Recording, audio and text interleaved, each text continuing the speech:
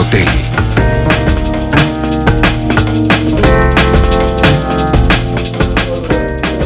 Muy buenas noches, bienvenidos a Esta Casa No es Hotel. Esta noche el tema de la semana, por supuesto, ha sido la fecha fatal, ha llegado la inscripción de los binomios. ¿Qué es lo que ha pasado? ¿Hubo sorpresas? La gran pregunta, y personalmente creo que no. Carlos Mesa no nos sorprendió con un vicepresidente o una vicepresidenta como en un principio algún tuit suyo nos anticipaba, ¿no? Sino más bien escogió un operador político suyo, ya conocido dentro del mesismo, digamos, Gustavo Pedraza, un operador suyo en Santa Cruz. El Movimiento al Socialismo presentó a Evo y Álvaro, como ya lo habían anunciado. Y bueno, hubieron la presentación de estos otros binomios, los demócratas con Óscar Ortiz y Edwin Rodríguez. Es decir, creo que no hubo mayores novedades, sino creo que lo más importante de este 28 fue la ruptura de Samuel Doria Medina con los demócratas, la ruptura de la alianza Bolivia Dice No, que Samuel Doria Medina haya decidido no participar, no ser candidato, no participar en las elecciones. Creo que es una cosa que al menos marca la agenda política nacional. Hemos invitado a 3 personalidades. Valeria Silva con nosotros después de mucho tiempo en Esta Casa No es Hotel. Valeria, como siempre es un gusto tenerte, me da mucho gusto verte después de tanto en el programa. Diputada nacional del MAS. Gracias, Susi. Muy buenas noches a toda tu audiencia, a quienes nos están acompañando desde sus casas, y será un placer compartir esta mesa contigo y con los 2 panelistas esta noche. Gracias, Valeria. Con nosotros Roberto Moscoso. Roberto, bienvenido otra vez a Esta Casa No es Hotel, representante, dirigente de hoy de Unidad Nacional. Tienes mucho que contarnos esta noche, Roberto. Parece que sí. Muy buenas noches, Susana. Un saludo atento a la audiencia y un saludo atento a Valeria y a Diego. Diego Velázquez, activista de la plataforma Proyecto de Renovación Democrática del PDR, se estrena en Esta Casa No es Hotel. Diego, bienvenido al programa. Muchísimas gracias, Susana. Ojalá sea una oportunidad de muchas, y es un gusto estar en esta mesa con gente de gran trayectoria política. Bueno, muchas gracias. A ver, yo más que un debate, a mis invitados les voy a pedir que podamos hacer un análisis de los binomios, de qué es lo que está más o menos detrás de la conformación de cada uno de estos binomios. En el caso particular de lo que hemos visto en el caso de Samuel Doria Medina, una lucha de Twitter bastante interesante, ¿no? Otra vez las redes sociales se presentan como un escenario interesante, ¿no? Que venían más o menos anticipando lo que iba a pasar al día siguiente. Nos contará sobre eso más adelante. Quédese con nosotros en Esta Casa No es Hotel. Nos vamos a un corte y volvemos a analizar los binomios.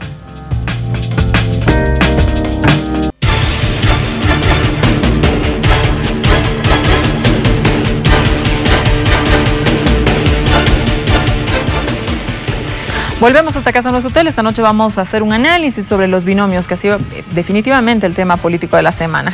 Valeria, quiero empezar contigo. Han sido 9 binomios los inscritos, 18 candidatos, y solamente han habido 3 candidatas mujeres. Una candidata a presidenta, 2 candidatas a vicepresidenta. ¿Qué opinas sobre esto?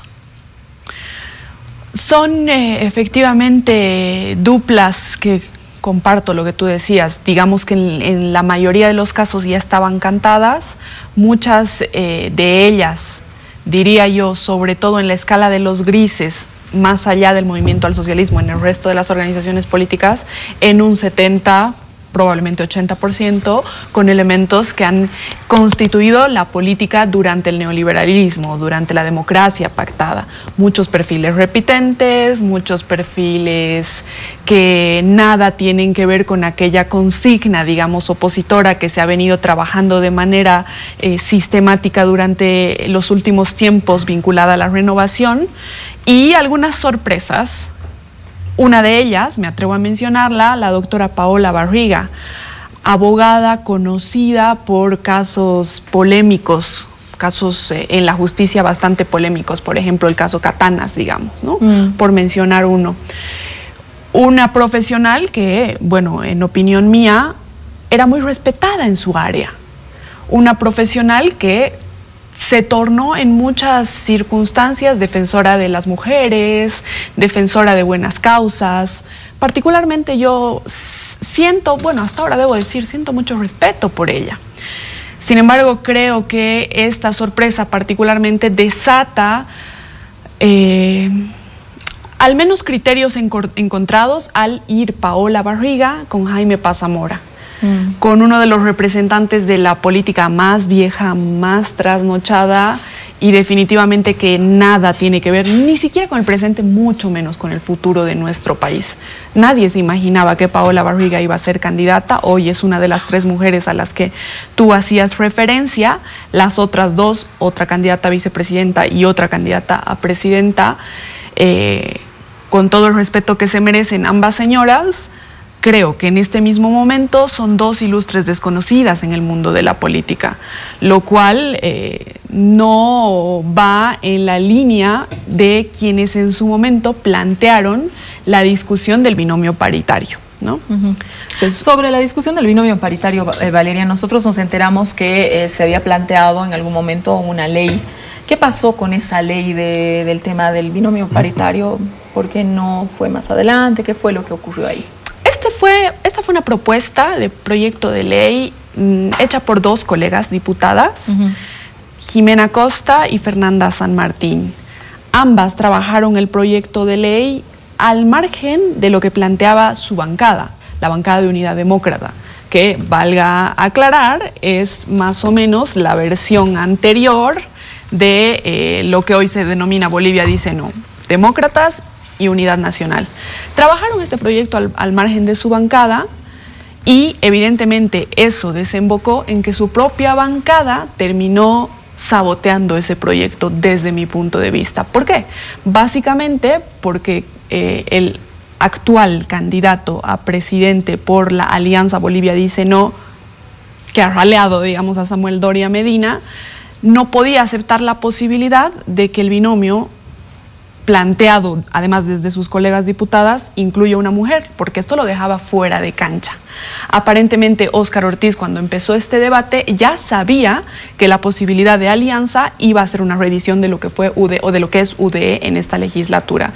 Plantearla hacia adelante iba a ser sacarlo de cancha. Por lo tanto, fue la misma bancada de UDE la que de alguna manera saboteó ese proyecto. Entonces se quedó ahí quizás como un tema solamente de una bancada y por ahí un proyecto pendiente.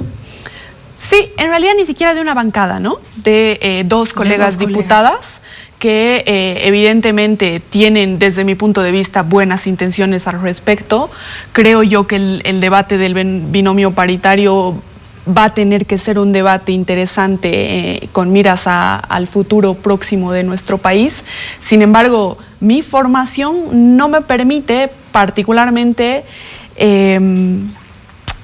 reducir el debate a, digamos, solamente el género de las personas. Yo soy feminista, me declaro feminista y para mí la lucha por los derechos de las mujeres no solamente pasa por una ley, pasa por estructuras, pasa por andamiajes de poder, básicamente, ¿no? Roberto, Unidad Nacional, el Movimiento Demócrata, como lo ha señalado Valeria, ya han tenido una alianza el 2014, UD. Y esa alianza casi que nace rota, ¿no? Desde el inicio, en el 2014, un poco que las primeras declaraciones ya dejaban ver que marcaba una distancia en Unidad Nacional y los demócratas muy claramente, ¿no? Entonces, la pregunta, Roberto, es ¿por qué insistir? ¿Por qué insistieron en esa alianza cuando ya había la experiencia de, al menos decir, una tensión, ¿no? Una tensión que muchas veces hemos visto incluso puesta en medios de comunicación. Jaime Paz hizo una declaración y con una frase bastante fuerte, ¿no? Dice, esta alianza parece pegada con mocos, ¿no? Entonces, a ver, cuéntanos, ¿por qué la insistencia que yo creo que deriva en lo que fue, que es la separación, ¿no? El divorcio. El divorcio. De acuerdo, Susana, lo explico y lo comento. Me gustaría antes muy rápido comentar lo que dice Valeria, pero si bien el tema de un binomio de hombre y mujer fue propuesto solo por 2 diputadas, yo creo que el resto de las bancadas, pero fundamentalmente el MAS, no apoyó este tema porque estaban embarcados en la reedición de un binomio que ya tiene 14 años, que es Evo Álvaro, ¿no? Y no querían cambiarlo, es decir, ahí se definió políticamente que eso no se podía cambiar en vez de mirar el futuro y en vez de mirar el tema de la integración de las mujeres contundentemente en la política, aunque han habido muchos pasos, ¿no? Pero eso está claro. ¿Qué pasó con Samuel Doria Medina y con UN y Demócratas? Nosotros entendimos que a partir del 21 de febrero del 2016, la oposición tenía varias banderas para enarbolarlas. En nuestro juicio, la primera bandera, la bandera más importante, era la bandera de la unidad y la bandera del 21F, las 2 banderas, la 21F y la bandera de la unidad. Pero habían otras banderas pequeñas, ¿no? A raíz del 21F había la bandera de la ciudadanía, la bandera de la renovación, y estaba la gran bandera del futuro. Nosotros miramos el escenario político y miramos los 10 de febrero, los 10 de octubre, los 21 de febrero, esa concentración importante, esa elección de 51 contra 49 el 21 de febrero del 2016, y planteamos claramente a todo el país que era necesaria la unidad, que la unidad era el camino para derrotar a Evo Morales en el marco de la democracia, que la unidad era el camino para derrotar a Evo Morales e impedir su reelección en respeto al 21 de febrero. Hay 2 marchas grandes que se están dando donde hay mucha gente de distintas corrientes para la defensa del 21F. Entonces, si para nosotros la bandera era la unidad, lo tratamos de poner en práctica. Desgraciadamente se adelantó Carlos Mesa, no se pudo avanzar en la unidad con él. Hablamos absolutamente con toda la oposición para tratar de generar un gran frente unitario. Muy pocos respondieron, y lo vamos a ver después, pero respondieron demócratas, porque ya habíamos trabajado con ellos y no es que estábamos mal. Tuvimos 5 años o 4 años de oposición coordinada. No son fáciles, obviamente, estas relaciones entre partidos, pero trabajamos mucho tiempo y juntos frente al régimen de Evo Morales. Y planteamos la unidad y ellos aceptaron la unidad. Y cuando nosotros planteamos que la propuesta tenía que ser el binomio Samuel Doria Medina y el que ellos pongan, ellos propusieron en algún momento a Óscar Ortiz, y cuando ellos rechazaron aquello, nosotros dijimos, bueno, no, está bien, no vamos a insistir en aquello, pese que Samuel en las encuestas estaba entre 10 a 12%, y dijimos que vaya Rubén. Ahí viene el tema de los twitters, el otro elemento de la política, ¿no? Cedemos el espacio, Samuel se hace a un lado, pero por la unidad le pedimos a Rubén que sea el candidato. Pero Rubén desiste e insiste en que el tema de la bandera ya no había sido la unidad, sino ahora había sido la renovación. Y plantea entonces Óscar Ortiz y alguien más de las plataformas ciudadanas. Y plantean además que vayamos a unas primarias y que nos confrontemos. Y nosotros decimos, ¿cuál es el motivo de confrontarnos? Si el motivo es la bandera de la unidad, si la idea es ganarle al MAS, no es pelearnos entre nosotros, no es saber quién tiene más diputados o más senadores entre nosotros. La gran tarea es recuperar la democracia y mirar hacia el futuro, porque creemos que hay un positivismo, que hay futuro después de Evo, y que por lo tanto la tarea es la unidad para lograrlo aquello. Roberto, ¿no crees que como Unidad Nacional cayeron en esta trampa de la búsqueda de las alianzas a toda costa, de manera muy precipitada, pudiendo haber ido, como lo han hecho otros partidos, solos? Y capaz más adelante, si inscribir quizás al que tenga o participar simplemente en la elección el que tenga mejores posibilidades. Es decir, tomando en cuenta que Samuel tenía, como tú dices en la encuesta, el 10 al 12% de piso, y cuando uno ve en la encuesta Rubén u Oscar, ¿no? Oscar mucho menos, no pasan del 7%, digamos, en la mejor encuesta. ¿No tenían ustedes mejores posibilidades de ir solos y en este afán de una búsqueda precipitada de la unidad, bueno, se quedaron sin la participación en las elecciones? Hay dos temas. Yo creo que la precipitación es el resultado de una ley que impone el MAS en primarias, para generar primarias, precisamente porque le interesa. ¿Qué es lo que le interesa al MAS? Al MAS le interesa que la oposición esté dividida, y hoy está más dividida que nunca. Entonces, punto a favor del MAS. Segundo punto, que el momento en que rompemos con demócratas, nosotros tenemos la posibilidad de llevar una candidatura solos. Pero hacemos el análisis y decimos, no es responsable con el país, no es responsable con el futuro, no es responsable con nuestro discurso de unidad a lo largo de todos estos años. Y planteamos, pues entonces, no participar, y sí entendiendo que la unidad es un proceso, en construcción. No estamos participando, pero sí Samuel Doria Medina va a seguir haciendo política, va a seguir visitando los municipios de este país, va a seguir contactándose con gente. Unidad Nacional es un partido estructurado en todo el territorio de Bolivia. Tenemos la logística para ello. Entonces vamos a esperar cuál es el resultado el próximo año, en mayo y junio, y vamos a apoyar a aquel candidato que tenga posibilidades reales de triunfo frente a Evo Morales, y allí construiremos en este proceso paulatino un instrumento de unidad.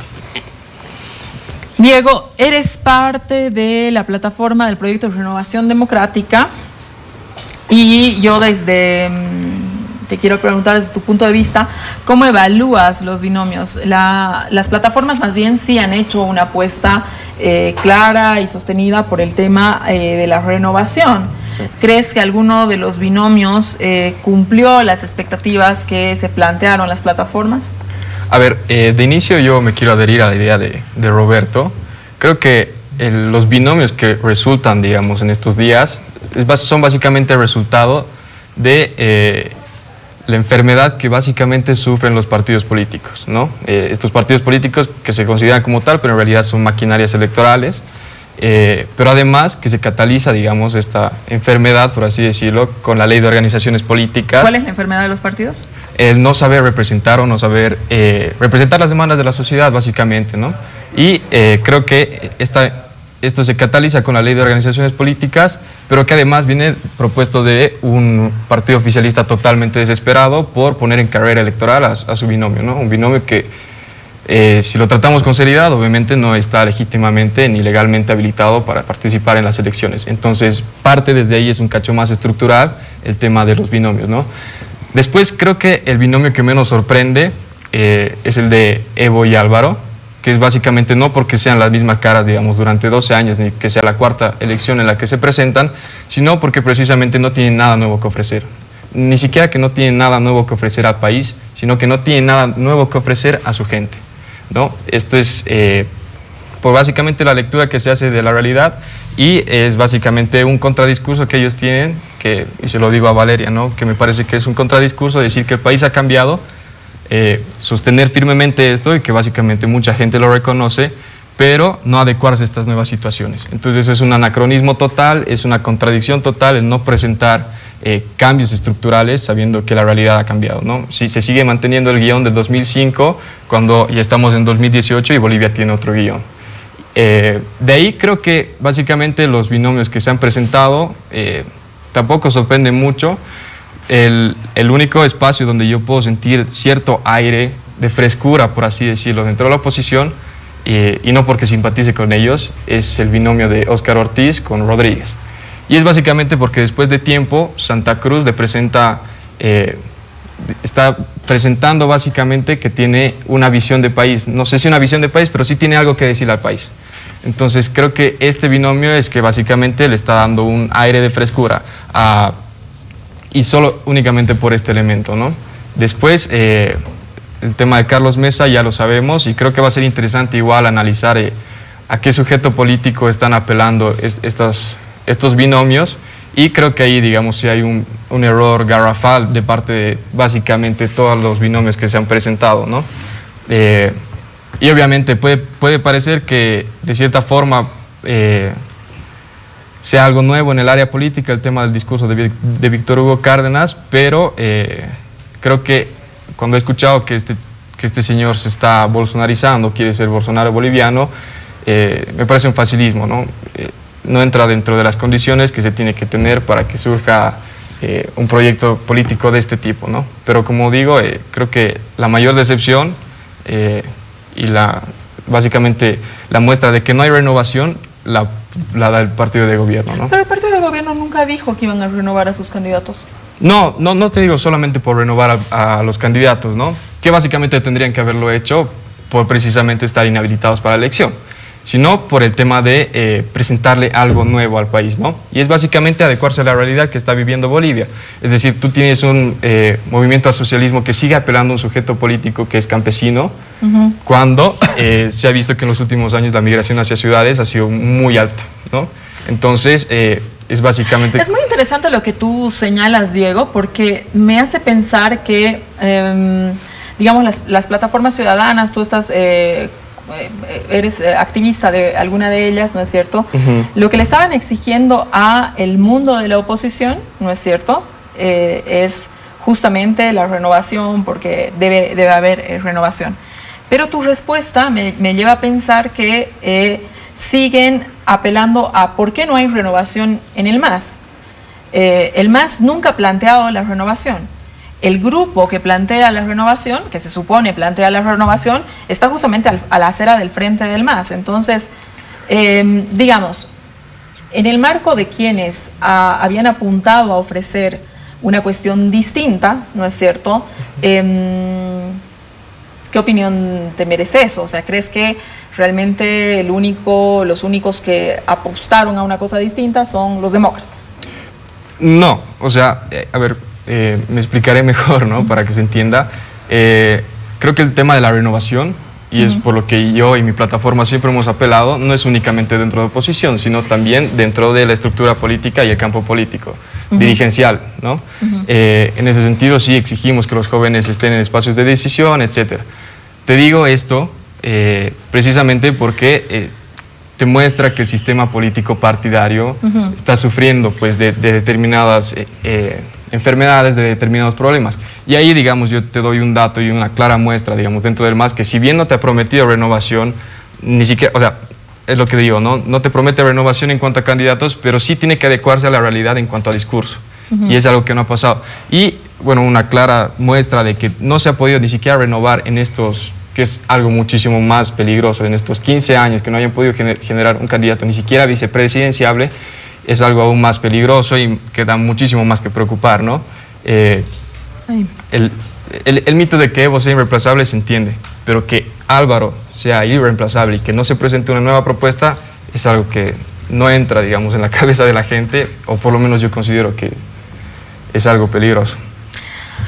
Valeria, una de las críticas a estas primarias es que los 9 frentes han inscrito solamente un binomio. Yo en el Twitter lo dije, o sea, no era un secreto para nadie que los partidos políticos tenían la intención de llevar un binomio. Era justamente este tipo de negociaciones, ¿no? Internas que hemos visto particularmente en la Alianza Bolivia Dice No. ¿Cómo fue dentro del caso del MAS, para hablar el tema de lo del MAS? ¿Y qué opinas cuando se dice que esta primaria no debería realizarse? A ver, primero, solamente porque no puedo no mencionarlo, se ha hecho referencia a que en esta legislatura, en la legislatura cursante, se ha tenido una oposición coordinada entre Unidad Nacional y el Movimiento Demócrata Social, lo cual claramente es una falacia. En la Asamblea Legislativa, Unidad Demócrata, desde la primera votación que se hace como bancada, presenta mínimamente 3 postulaciones para casi todo.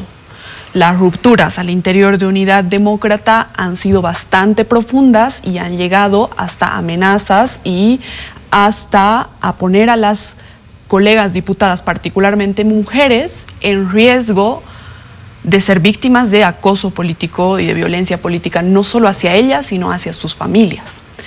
Por eso a mí me sorprende bastante que en los últimos meses hayan decidido Unidad Nacional y Demócratas tratar de reeditar esa alianza. Tengo que reconocerle a Jaime Paz Zamora su valoración al respecto. Esa alianza no iba a llegar a ningún lado, sobre todo porque Samuel Doria Medina decide no tomar en cuenta la posición de sus legisladoras y legisladores más inteligentes, más sensatos y más propositivos. Decide no hacerles caso, no escucharles y volver a mirar al oriente, volver a mirar a Óscar Ortiz y a precisamente quienes fueron los acosadores sistemáticos de sus mejores representantes en la Asamblea Legislativa, por un lado. Por el otro, la ley de organizaciones políticas es primarias, por supuesto, pero no es solo primarias. Entonces creo yo que hay un grave error de concepto, de lógica cuando se pretende decir que la LOP es elecciones primarias solamente. Es una parte fundamental de la profundización de la democracia y por lo tanto de la norma, pero no lo es todo. Y esto lo sabemos todos los partidos políticos que hemos participado en la construcción de esta norma. Esta norma, querido Diego, no es una construcción del movimiento al socialismo.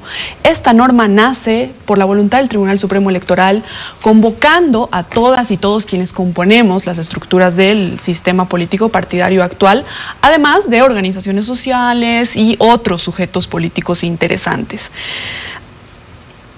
Creo yo que en términos de política partidaria, precisamente la ley de organizaciones políticas y hoy mismo la celebración de primarias, que desde el movimiento al socialismo defendemos porque se traduce en profundización de la democracia, es exactamente lo que tú mencionabas, que no hay cambios estructurales.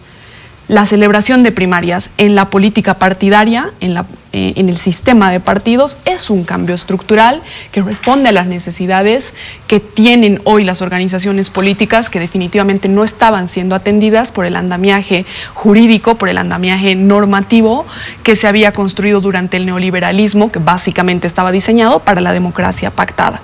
Y ahora específicamente, mencionando esto de los binomios únicos y desde mi punto de vista, este doble discurso de algunos candidatos que, como tú bien decías, al presentarse como candidatos tenían la responsabilidad de conocer la norma, específicamente el artículo 29 que hace mención a que las organizaciones políticas tienen la posibilidad de presentar uno o más binomios, van, yo entiendo, con la responsabilidad que se merece, conociendo la norma, se inscriben y saben que son, en el caso, por ejemplo, de Comunidad Ciudadana de Carlos Mesa, porque digo, además de manera específica, Carlos Mesa, creo que lamentablemente Revilla ha tomado una muy mala decisión al ponerse en un segundo plano que lo deja sin ningún tipo de poder de decisión en esa alianza. Sabía que era el único binomio de esa alianza y se inscribe.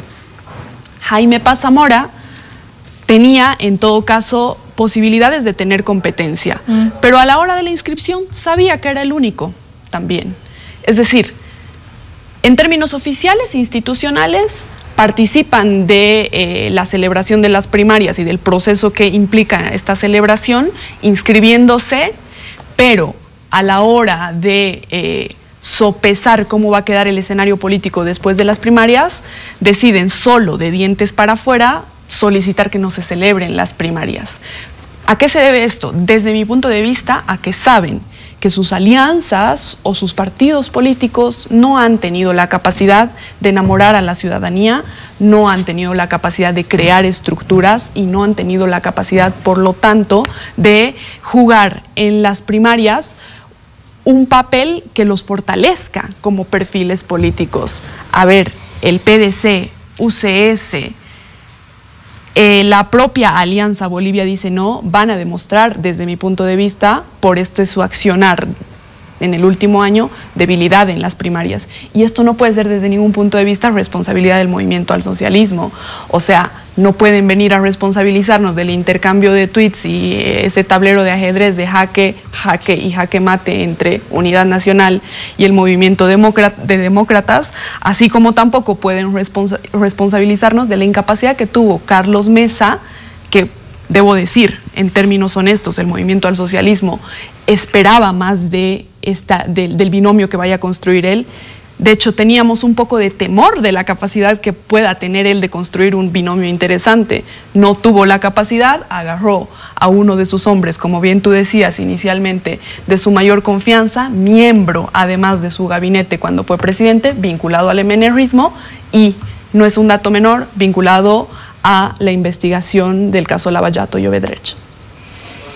Roberto, ¿por qué Samuel no participó en las primarias? Esa es una pregunta que, a ver, muy interesante, en el sentido de que Samuel es uno de los primeros en plantear en el debate público el tema de la necesidad de elecciones primarias, justamente el tema de la necesidad de, por el tema de la unidad, que salga el mejor y toda esta cuestión. Entonces, cuando los demócratas, antes de la ruptura, yo recuerdo que Óscar Ortiz sale y hace una declaración que me parece que sorprende a Unidad Nacional, ¿sí?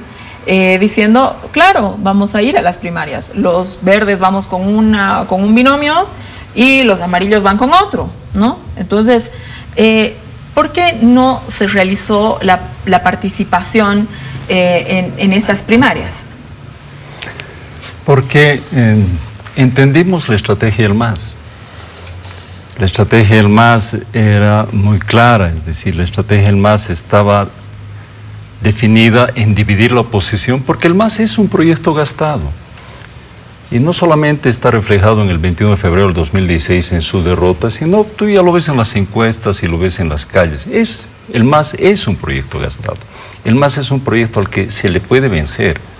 Pero obviamente no se le puede vencer si tú tienes 8 candidaturas o divididas de la oposición, y si nosotros hubiésemos participado hubiésemos sido 9 candidaturas divididas de la oposición, de repente Samuel con posibilidades interesantes para competir con Carlos Mesa. Pero esa no era la idea. Roberto, yo te estoy preguntando en el interior de la alianza. O sea, ustedes hacen una alianza, Bolivia dice no, ¿y por qué Unidad Nacional no participa de esa alianza? De todas maneras, de esa alianza igual iba a salir un binomio. Claro, ¿por qué? Porque entendimos que esa alianza era el germen de una unidad. ¿Sí? Entendíamos que la alianza con demócratas era un germen de una unidad mayor. Pero cuando demócratas no entienden que hay que construir una unidad mayor, si no entienden que hay que competir contra nosotros, porque no sé quién tiene que tener más diputados y más senadores, y cuando no miran la dimensión de que en realidad el principal rival es Evo Morales, nosotros decimos, oye, ya por un grado de madurez no vale la pena. No vale la pena entrar a ese juego, que es juego del MAS.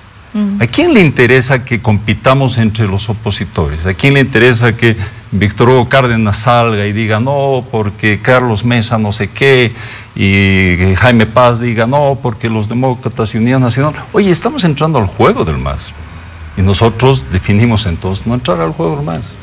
El MAS, al interior de estos 8 proyectos de la oposición, estoy seguro que todos son hombres y mujeres respetables, pero estoy convencido que hay algunos realmente opositores y hay otros que simplemente son funcionales al MAS. Paradójicamente, Roberto, Samuel Doria Medina es el único candidato que presenta 5 puntos, ¿no es cierto? Presenta un programa de 5 puntos, lo pone en la televisión.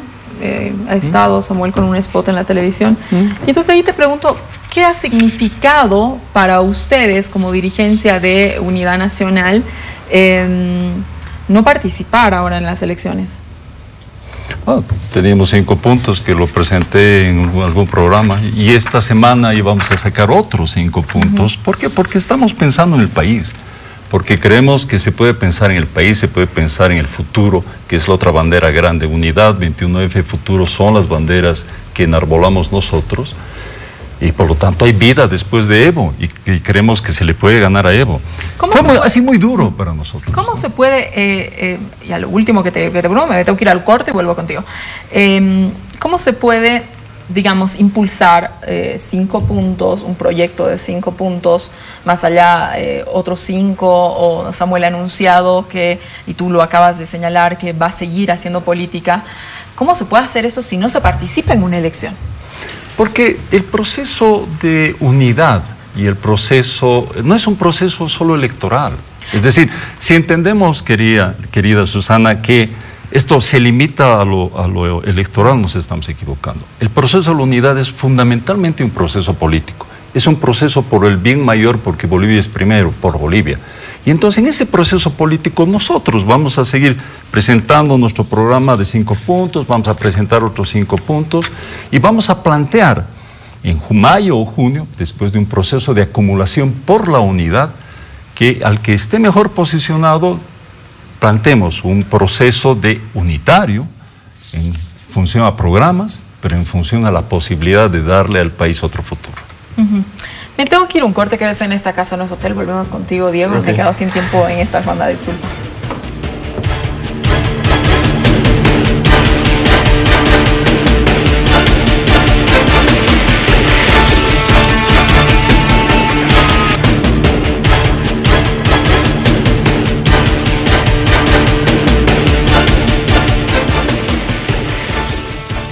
Volvemos a esta casa, no es hotel. Estamos hablando de los binomios. Diego, voy a volver contigo, que en la anterior ronda te he dejado sin tiempo. A ver, Carlos Mesa, cuando anuncia la candidatura, pone énfasis en las plataformas ciudadanas, las convoca. Días después firma un acuerdo con 50 plataformas ciudadanas. Tú que estás en plataformas ciudadanas y en una plataforma ciudadana y supongo en diálogo con otras, ¿tuvieron algún momento la esperanza que Carlos Mesa elija un vicepresidente de las plataformas ciudadanas? Yo creo que en realidad, bueno, a ver, hay que entender también el entorno en el que Mesa se está desenvolviendo, ¿no? Yo creo que él, en caso de ser gobierno, y como se lo imagina, quiere un gobierno sin hipotecas, ¿no? Que es el fantasma que le va persiguiendo desde el 2003, ¿no? Cuando no tenía partido, igual que ahora, no tenía un socio. En realidad era como que llegaba de invitación y tampoco tenía territorio, como pasa ahora, ¿no? Entonces, estas condiciones yo creo que le han hecho pensar que más bien tendría que buscar a alguien de su entorno, como es Gustavo Pedraza. Las plataformas ciudadanas, bueno, yo creo que en realidad hay tres errores de la oposición, y ahí entra el tema de las plataformas ciudadanas. Uno es de sobreestimar lo que son las plataformas ciudadanas. Conste que yo vengo de una plataforma ciudadana, ¿no? Interesante. Se ha sobreestimado este sujeto político porque se ha dicho, ¿no? Es el campesino, el indígena, por el tema de las migraciones, pierde su esencia, digamos, básicamente, no sé, se vuelve más cosmopolita, si quieres verlo. Las Bartonidas y los cocaleros del 2005 ya no son lo que eran en ese entonces, y en contraposición, ¿qué me queda, no? Lo ciudadano. Entonces se ha buscado como que un sujeto político determinante, pero creo que en esta situación, y como se nos da, no hay uno que vaya a ser, sino hay distintos sujetos políticos que se tienen que ir articulando. Por eso Carlos Mesa también, el momento de inscribir la alianza, porque había salido con Ciudadanos, ¿verdad? Al momento de inscribir la alianza, cambia el tema de comunidad ciudadana, ¿no?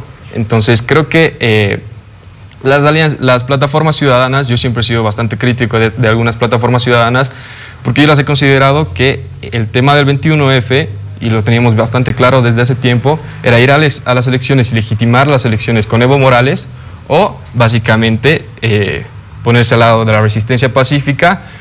Tú sabes que el Estado funciona en medida que se reconoce su existencia. Entonces, creo que este tema se lo sabía desde un inicio, y a las plataformas ciudadanas, en muchos casos, no en todos, obviamente, si hay luchas legítimas, se las ha utilizado como trampolines políticos, que no necesariamente estaban pensando en llegar a una vicepresidencia, sino también en llegar a diputados, senadores, uninominales, plurinominales, ¿no? En ese sentido, creo que eran cosas que ya se sabían del equipo de Mesa y obviamente de las plataformas ciudadanas. Valeria, haciendo un ejercicio, unos 55 años en promedio hay en las candidaturas, en las 18 candidaturas de presidente y vicepresidente. En estos 18 candidatos se suman unos 1000 años. A ver, la pregunta, ¿qué pasa con los partidos políticos? ¿Por qué no confían en jóvenes? o confían en jóvenes, pero ¿qué es lo que está pasando que no hay presencia de los jóvenes? Creo que ese debate está estrechamente relacionado con el de la renovación, ¿no? Para mí la renovación no tiene que ver necesariamente con una cuestión etaria. De hecho, yo soy una política joven, quizás una de mis características más conocidas es el hecho de que tengo 28 años, que he sido escogida con 23, digamos, lo cual muchas veces ha significado para mí un problema, tengo que decirlo, porque resulta que la política no es solamente lo que se cuenta en teoría. Se requiere tener experiencia de vida. Yo he ingresado a la Asamblea Legislativa siendo Valeria, una Valeria, y hoy soy otra Valeria y soy otro perfil político definitivamente. Creo que el tema de la renovación, y vuelvo a lo que estaba diciendo, no tiene que ver solamente con cuestiones etarias. Ejemplo de esto es que hay un muchacho que teóricamente se dice en redes sociales es el representante, el mayor representante de Carlos Mesa en la juventud, se llama Ignacio Vera, quien en su Facebook, por citarlo, refiriéndose a una crítica que le hace el viceministro Canela respecto a que su estructura no contiene mujeres, responde, entre otras cosas, que, cito, como grupo, creemos que la mujer debe incursionar en todos los ámbitos del quehacer humano en función de la idoneidad y la capacidad. La mujer y el varón se superan por su espíritu, su inteligencia y su nobleza. El incluir mujeres por el mero hecho de hacerlo es degradarlas y reconocer implícitamente una inferioridad que no existe. ¿Por qué cito esto? Porque creo que para una persona que no debe superar los 25 años, es joven, podría fácilmente decir que es renovación, el concepto de igualdad entre hombres y mujeres no tiene nada que ver con lo que se está planteando hoy desde las nuevas luchas por el sentido común. Es decir, para este muchacho, Ignacio Vera, no ha pasado nada en la lucha de las mujeres, por ejemplo, por el acceso al voto, por el salario igualitario, por la representación política. No ha sucedido nada. Ese es su representante joven.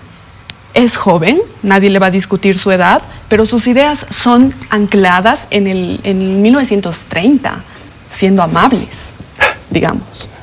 Entonces, para mí, eso es definitivamente una muestra de que la edad no lo es todo, ¿no? A la vez, Evo Morales, Álvaro García Linera, que son nuestro binomio, son hombres adultos, no hay discusión en aquello, que han ingresado a la política. Recordemos con qué edad han ingresado ambos a la política, ¿no? Cuenta el presidente Evo Morales que cuando ingresaron al Palacio se dieron cuenta que los hombres y las mujeres fuertes estaban todos entre los 30 y los 45 años. Hoy, entre 30 y 45 años, muy pocos, digamos, en las listas de la oposición. Entonces, ¿por qué digo esto? Porque es definitivamente cierto que en la política la edad a veces es subjetiva, ¿no? La renovación no tiene que ver con la edad que uno tiene. Hay jóvenes que definitivamente ignoran el transcurso del tiempo, así como hay abuelitos, no sé, mi abuelo vive en Sucre, Fabio Guzmán es el hombre más progresista que he conocido en mi vida. Él te pelea por el aborto legal, él te pelea por la soberanía de los recursos, él te pelea por cosas que Ignacio Vera, de no sé, 25 años, no lo va a hacer. Entonces, para mí la renovación no tiene que ver con la edad, definitivamente. Y en todo caso, bien lo decías tú, el movimiento al socialismo no planteó cambiar de nombres. Nunca planteamos cambiar de nombres con miras a las próximas elecciones. ¿Por qué? Porque Evo y Álvaro hoy mismo sintetizan, y además solo ellos sintetizan, y no solamente en el espectro del movimiento al socialismo, sino de todo el sistema de partidos, la capacidad de gobernar este país. Este país, sin Evo y sin Álvaro, que son complementarios, sería ingobernable. Y esto yo lo tengo totalmente claro. Roberto, otro dato curioso en estas primarias ha sido la reaparición de don Víctor Hugo Cárdenas. a quien me imagino que tú conoces muy bien. Claro que sí. Hoy es candidato el de la UCS y, como lo ha señalado Diego, está alineado a un discurso de Bolsonaro, muy conservador, ultraderecha incluso, ¿no? ¿Crees que hay espacio para una posición así en Bolivia? ¿Tú crees que un discurso de esa naturaleza puede ganar votos? Voy a referirme un ratito a lo que dijo Valeria. Es que ese es el tema, ¿no? Es decir, Valeria pone como que Evo y Álvaro son imprescindibles para que el país tenga futuro. Álvaro en algún momento nos dice: el sol no saldrá y las estrellas desaparecerán si Evo Morales no es presidente de nuevo. Esa visión es una visión que pretende amedrentar y poner incertidumbre en el futuro del país. Y para poner certidumbre y seguridad en el futuro después de Evo, porque a Evo Morales y a Álvaro García Linera se les puede ganar electoralmente, para poner certidumbre post-evismo necesitamos unidad. Necesitamos un proyecto unitario y un proyecto que pueda fortalecer esa opción. Y cuando tú me planteas sobre mi apreciado y valioso amigo Víctor Hugo, él, junto con los otros 7 candidatos de la oposición, están entrando en ese juego. En el juego de yo soy distinto, los otros 7 no, yo tengo la verdad, los otros 7 están equivocados, y están entrando en el juego del MAS. ¿Quién va a atacar a Evo Morales? Seguramente Carlos Mesa, ¿no ve? Pero ¿quién va a atacar a Carlos Mesa? Los otros 6 o los otros 7 candidaturas de oposición. Y cada uno tratando de buscarse su nicho electoral para tener una pequeña representación parlamentaria, en vez de mirar lo grande. Y lo grande es que se le puede ganar a Evo Morales. Pero ¿a ti te parece? Y aquí termino. Víctor Hugo se está equivocando, como seguramente muchos otros de los de la oposición. Roberto, planteas sostenidamente esta cuestión del tema de la unidad como la forma necesaria para ganarle a Evo Morales, pero ¿a ti no te parece un poco, digamos, exigirle demasiado a las personas que están haciendo política también una unidad? Porque el momento, supongo que tienes que encontrar un discurso bolsonarista, ¿no es cierto?, como el que hoy día está planteando Víctor Hugo Cárdenas, además inventando unas cuestiones sobre temas de educación sexual en las escuelas que no existe. O sea, no sé, es decir, si yo fuera padre de familia, ojalá existiera lo que Víctor Hugo Cárdenas dice que existe, no existe, ¿no es cierto? Con Gustavo Pedraza, por ejemplo, ¿no? Gustavo Pedraza, la gente lo conoce, era un analista político, ha estado algunas veces en esa casa, no es hotel. No podemos encasillar a Gustavo Pedraza en la extrema derecha. Entonces, ¿cómo, digamos, en el marco de estas necesidades, ¿no? ¿Cómo haces, o sea, cómo se le exige a un Gustavo Pedraza estar en alianza con un discurso como el del señor Parada, que el vicepresidente cruceño, también vicepresidente de Víctor Hugo Cárdenas, que señala que cuidado, las mujeres puedan abortar, ¿no? Piensan que si pueden abortar una de 11, igual que si puede abortar una de 80, mostrando, digamos así, no solamente una ignorancia, sino una indolencia frente a las mujeres. Una de 11, si está embarazada, claramente es porque ha sido violada, y una de 80 no se puede embarazar, listo, ¿no? Es decir, entonces, ¿cómo los encuentras ahí? ¿No crees que es también, digamos, empujar demasiado? Es que no es una utopía, Susana. ¿Por qué? Porque hay que entender cuál es el adversario principal. Cuando tú en política te pierdes en tu rumbo y cuál es tu adversario principal, pues te vas a equivocar en tu quehacer cotidiano. Y nosotros tenemos claro de que el 21F es un parteaguas. El 21F es un punto de inflexión respecto a cómo iba la política. Y el 21F se le dice no a Evo Morales.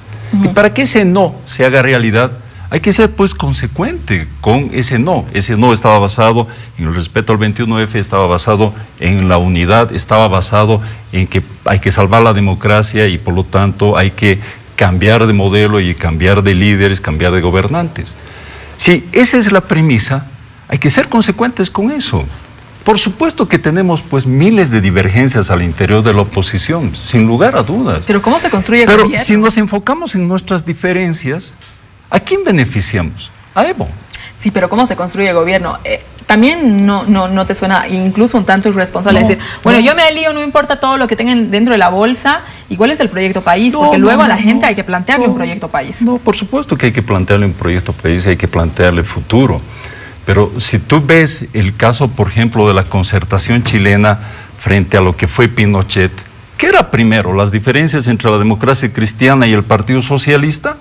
¿O era más importante, y no es que lo esté comparando Evo Morales con Pinochet, por favor, no llegado a ese extremo, pero lo más importante era sacarla, es decir, cambiar de modelo de la dictadura? Entonces, en este momento, lo importante al interior de la oposición, cosa que no se están dando cuenta, y por eso digo que hay seguramente algunos funcionales al MAS, de que lo importante era generar un proyecto unitario, un proyecto de futuro para poder vencerlo al MAS. Y este es un proceso que todavía se puede dar. Y entonces estas diferencias del querido Víctor Hugo con el querido Carlos Mesa, o con Jaime, o con el respetado Óscar Ortiz, son absurdas en términos del desafío del país, del desafío de la democracia y el desafío del futuro.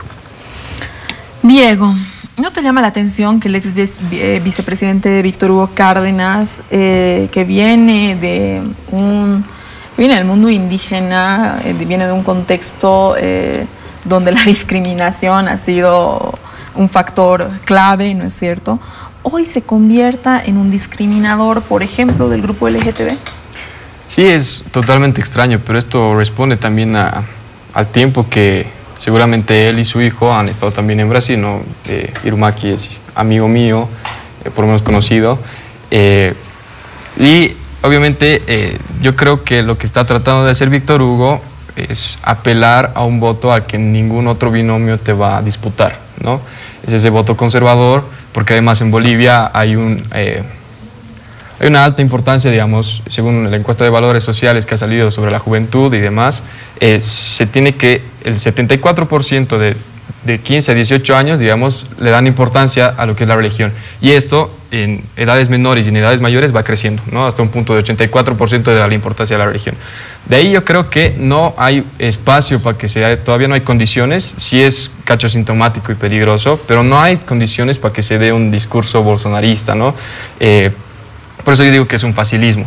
El hecho de que incluso haya predominancia católica acá y obviamente Bolsonaro, digamos, allá en Brasil, el tema de las iglesias evangélicas, ya con el presidente, no recuerdo bien si es el alcalde de Río o de Sao Paulo, que es evangelista total, el tema de financiamiento que tienen allá. Además, no tenemos que olvidar que una de las propuestas fundamentales de Bolsonaro en su campaña era la seguridad.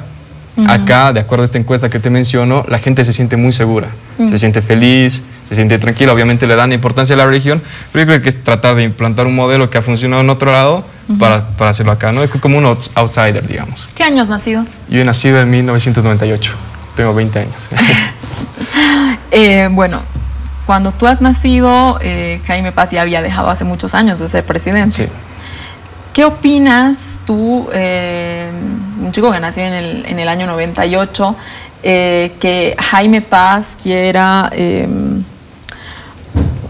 volver a la política, un intento, digamos, de presentarse como una alternativa para la presidencia? ¿Qué opinas tú sobre esto?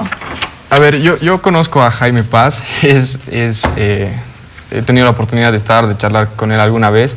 Es una persona bastante amena. Sí, es simpático. Además es como un abuelito, ¿no? Pero creo que entrar en el tema del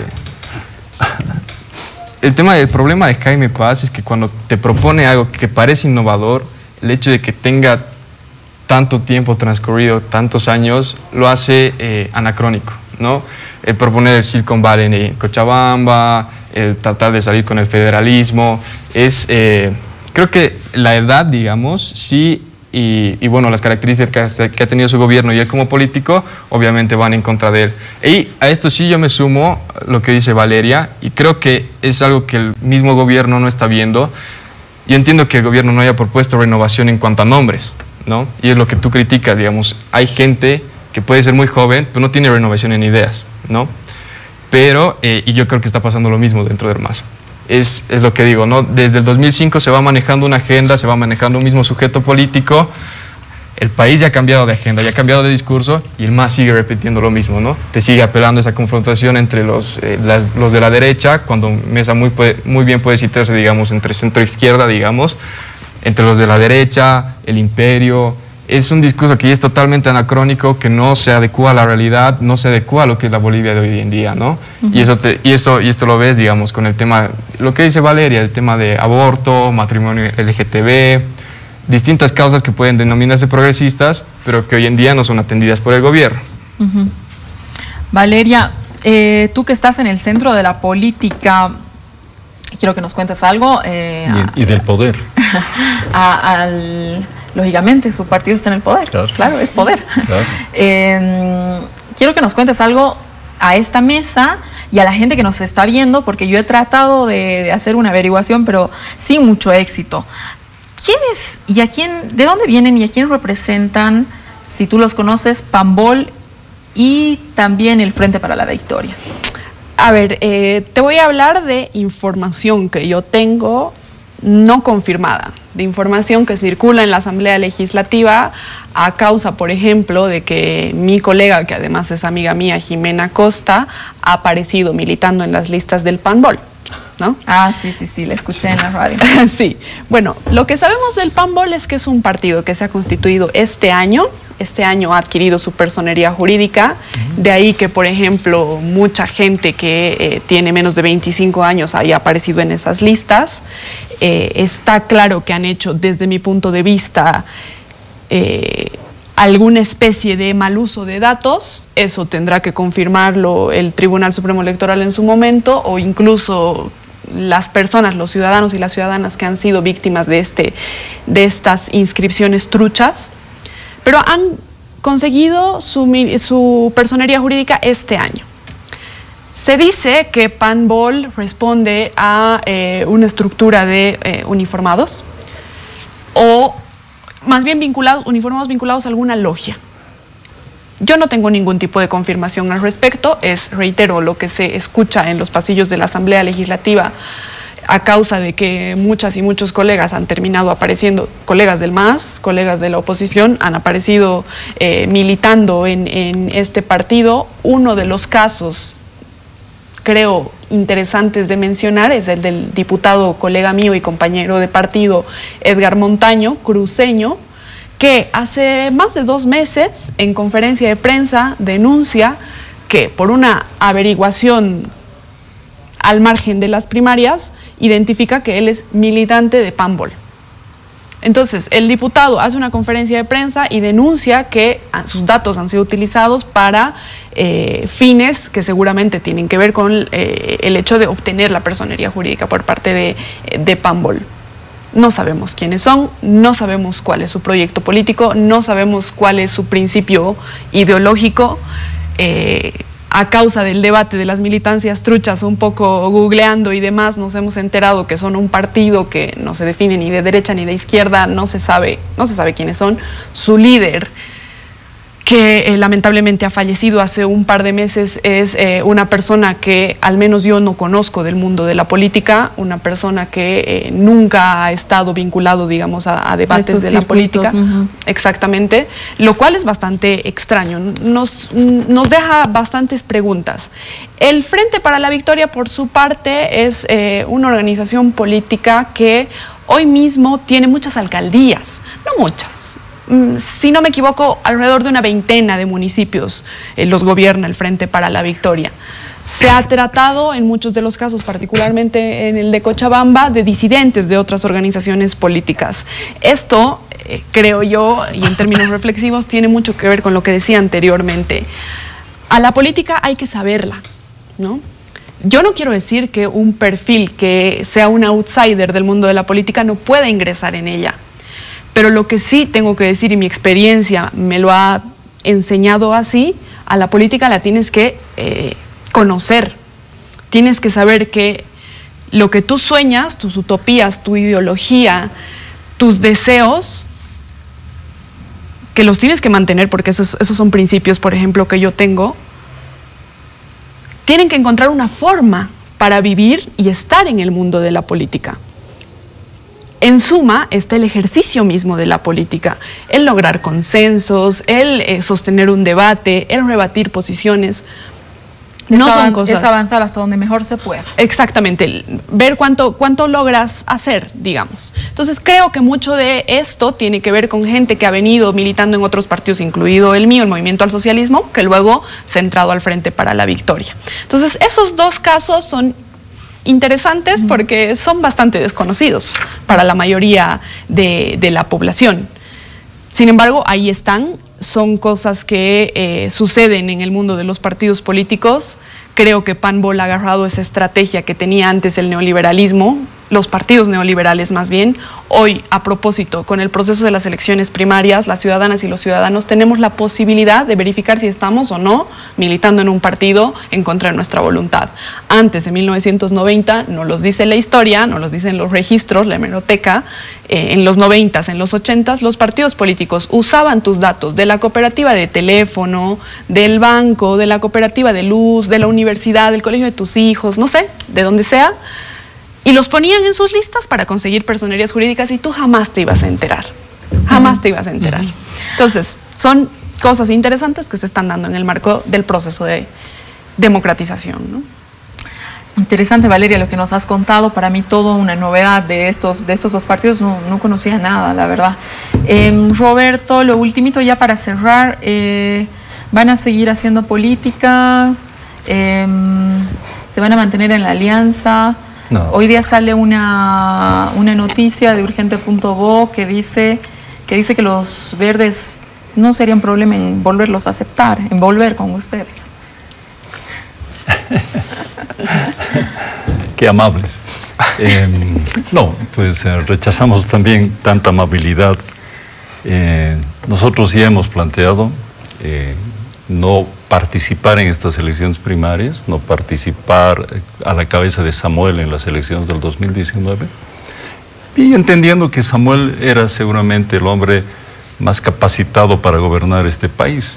Probablemente no tiene el carisma como candidato, pero sin lugar a dudas es el hombre más capaz que hay en estos momentos. Pero bueno, Samuel hace un sacrificio, Unidad Nacional se hace a un lado de este proceso, no vamos a volver a ninguna alianza, vamos a generar un trabajo político para trabajar en la unidad desde fuera de las elecciones primarias, desde fuera de los binomios, para poder apoyar con todas las fuerzas. En ese tema también estará seguramente Tuto y varias otras personalidades que no están en los binomios, para que en el momento adecuado, mayo, junio del próximo año, podamos apoyar al que mejor esté posicionado.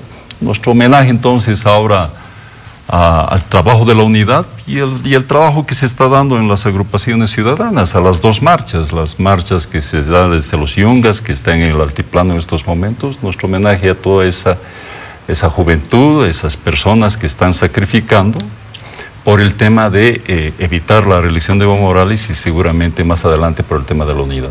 Me tengo que ir a un corte, voy a volver contigo. Diego, quédese con nosotros en esta casa, nuestro hotel, ya para las conclusiones.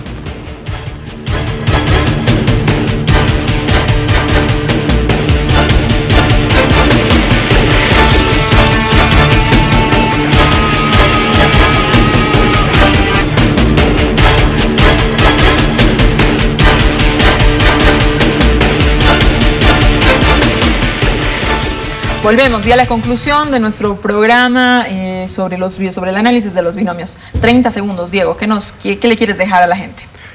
Bueno, básicamente que el tema de estas primarias no son elecciones porque no hay opción a elegir a ningún momento, el anacronismo del movimiento al socialismo y básicamente los errores que se han cometido en la oposición, que es porque, y dan a entender que básicamente no estamos viviendo un estado de excepcionalidad, que es lo más grave entre la gente opositora, ¿no?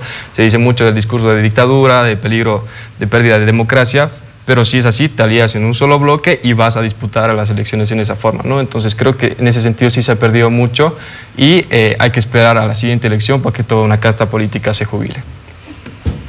Gracias. Roberto. Qué duro. Bueno, gracias Susana, que Samuel y Unidad Nacional va a construir el proceso de unidad desde fuera de lo electoral, pero desde dentro de lo político.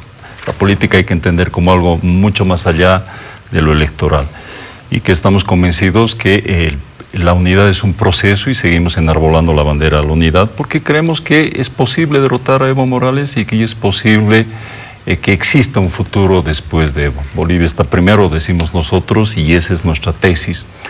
Y creo que las primarias son simplemente un ejercicio de Evo Morales y de García Linera para demostrar lo fuertes que son con su 1 millón de militantes frente a seguramente algunos pocos miles del resto de los partidos. Gracias, Roberto. Valeria. El MAS no es anacrónico, tengo que diferir, de hecho, con esto. El escenario que te muestra, Diego, las redes sociales no es el escenario de la realidad. Voy a ponerte 2 ejemplos. La ley de identidad de género se ha gestado desde el movimiento al socialismo. El debate del aborto lo hemos dado y lo hemos defendido desde el movimiento al socialismo. Nuestra agenda progresista está sobre la mesa, necesitamos profundizarla y lo vamos a hacer en la medida en la que la oposición también tenga ganas de mirar hacia adelante en ese sentido. Me quedo, Susana, con una reflexión tomando la tuya en torno al binomio del Bolivia dice no. Definitivamente creo que podrían haber planteado un binomio más interesante que mire más al oriente, por ejemplo, con Ernesto Suárez. No lo han hecho, supongo que quieren ir por Potosí con su candidato a vicepresidente, lo cual le complica aún más el escenario a la poca creatividad del binomio de Carlos Mesa.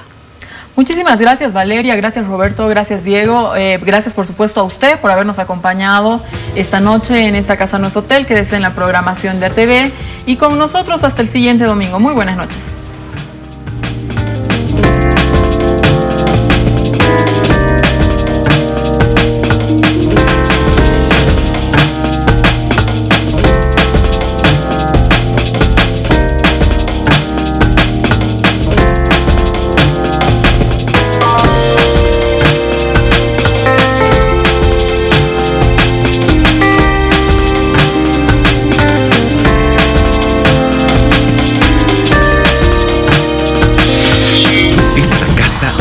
Hotel.